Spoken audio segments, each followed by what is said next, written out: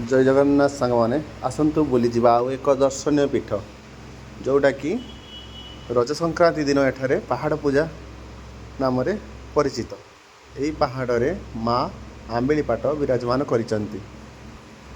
तांकर केवल वर्षकर गोटे दिन ही रज संक्रांति दिन एठारे माँ पूजा पाती।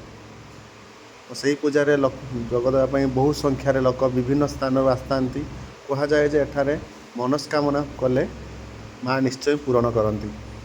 से माँ को दर्शन करने लोक बहुत स्थान आसी था। आपड़ देखिपे केते संख्या लोक अच्छा एपट साइड्रे भी लोक संख्या बहुत। दुकान बजार बहुत बसी। आप देख जूम कर देखा देखु पहाड़ उपर केते संख्या लोक मैंने जाऊँच से माँ अम्बिलीपाट पूजा पाती। एपटे गुपचुप दुकान देखिकी मुझे जा गुपचुप खाईदे। गुपचुप खाई सारापर सीधा चलू जोटि कुकुड़ा युद्ध होता। तो कुकुड़ा युद्ध किस समय देखी सारापर देखु किपर हो कुकुड़ा खेल।